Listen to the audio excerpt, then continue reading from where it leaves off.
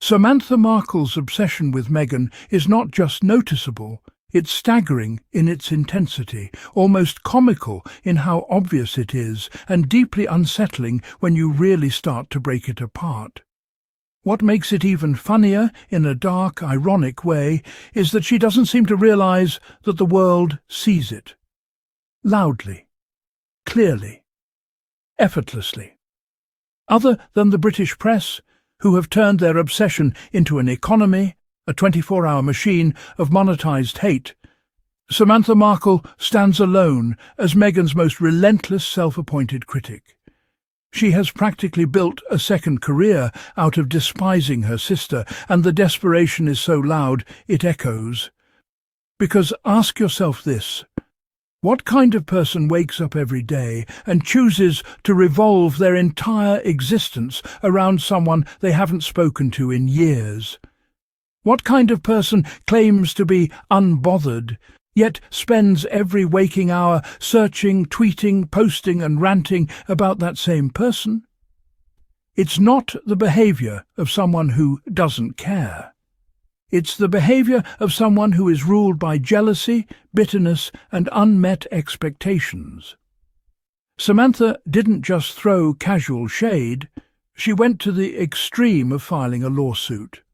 Not because it had legal merit, not because there was any real case, but because the courtroom was her last hope to force Meghan to acknowledge her. She weaponized the justice system to try to manufacture relevance. That's not grief, that's not concern, that's emotional hunger. She wanted Meghan's attention, even if it meant dragging her into a legal circus. But here's where it gets sadder, deeper and more revealing. Samantha's entire identity is now built around Meghan. That's the only topic that gets her clicks, interviews, followers, invitations and attention. Without Meghan's name, she fades into complete obscurity, and she knows it. That is why she clings to Meghan like a shadow chasing the sun. She cannot exist without attaching her name to her sister. And look at the pattern. Every breaking statement, every rant, every social media meltdown comes from the same emotional place: resentment. She resents Meghan for rising. She resents Meghan for breaking generational cycles. She resents Meghan for refusing to stay small, quiet and controllable.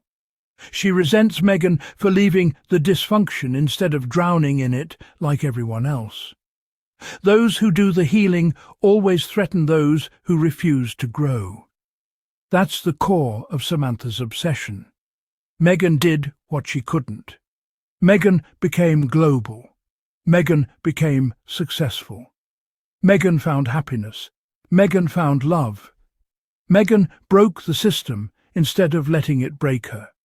And nothing burns a bitter heart more than watching someone you despise do well, especially when you expected them to fail. Samantha became the spokesperson for the bitter side of the Markle family, a role she created, auditioned for and clung to because it was the only thing left for her. But even that wasn't enough for her. She had to fabricate emergencies, invent tragedies and exaggerate stories to stay relevant. And the most disturbing example was the fake earthquake narrative. She literally claimed her father was trapped in an earthquake, a natural disaster, and then tried to blame Meghan for it. That wasn't just manipulative, it was unhinged. It was a new level of deranged. Imagine the psychological place you must be in to create a catastrophe just to pull your sister's name into the spotlight. Imagine what it says about your spirit when blaming Meghan becomes your first reaction to everything, even an act of nature. This wasn't a mistake. It wasn't a misunderstanding. It was a calculated attempt to emotionally manipulate the public and weaponize sympathy. And when that failed, she doubled down, and she always doubles down, because Meghan represents everything Samantha wishes she could be. Meghan is the mirror Samantha avoids, because it reflects her own failures. Failures that are easier to blame on someone else than take responsibility for. Meghan is successful without her. Meghan is loved without her. Meghan is respected without her. Meghan is living a life Samantha can only watch from the outside, and nothing fuels bitterness like watching someone else live the life you thought would be yours. That's why Samantha's rants sound like betrayal, mixed with envy. That's why she tries to rewrite history, distort childhood memories, and paint herself as the victim. Because if she can't rise, she wants to pull Meghan back down to her level. But here's what Samantha doesn't understand, and probably never will. You cannot destroy someone who has made peace with themselves. You cannot ruin someone who has already broken free from your influence. You cannot shake someone who built their life on values instead of validation. And Meghan's silence? Oh, that silence is the ultimate rejection. Samantha doesn't want money. She wants attention. She wants acknowledgement. She wants to feel like she matters. And Meghan refusing to engage, refusing to clap back, refusing to acknowledge the circus, refusing to feed the dysfunction, is the biggest wound Samantha carries. Meghan's silence is louder than any interview, any statement, any rebuttal could ever be. It says, I moved on, I healed, I don't owe you the emotional labour you expect. And nothing crushes a bitter person more than realising their target has completely outgrown them. Now let's talk about Angela Maguire, the MAGA enthusiast who conveniently positions herself as Samantha's online cheerleader. This is where the narrative gets even more transparent. Because people who align themselves with Samantha almost always fall into the same categories. Far-right extremists, conspiracy chasers, anti-Meghan obsessives, and people desperate to cling to narratives that validate their hate. MAGA culture thrives on misinformation, outrage, and emotional chaos. So it's no surprise that Angela gravitates towards Samantha's unhinged stories. They feed her worldview. She doesn't want truth, she wants someone to hate. MAGA extremists are always on the wrong side of history. They cling to anger like it's oxygen. They build entire communities around being outraged at people who simply exist differently from them. Meghan represents everything MAGA types despise. A woman of colour, successful, articulate, independent, global, unbothered, and unwilling to be controlled. So, of course, Angela supports Samantha. It's not about loyalty, it's about politics, projection, and prejudice. Samantha and Angela operate in the same emotional ecosystem, the ecosystem of bitterness. They are fueled not by purpose, but by resentment. They don't build, they tear down. They don't grow, they devour. They don't evolve. They circle the same emotional drain over and over, hoping their hatred will catch momentum. But here's the ultimate irony.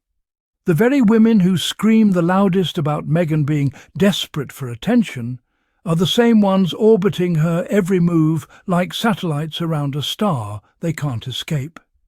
If Meghan posts a photo, they rage. If Meghan says nothing, they rage. If Meghan lives her life, they rage. If Meghan breathes, they rage. Because the rage isn't about Meghan. It's about everything lacking in their own lives. That's why this obsession burns so loudly. Because Meghan isn't the problem. Meghan is the mirror. Samantha Markle's downfall is not Meghan's success. Samantha's downfall is her own inability to become anything outside of Meghan's shadow.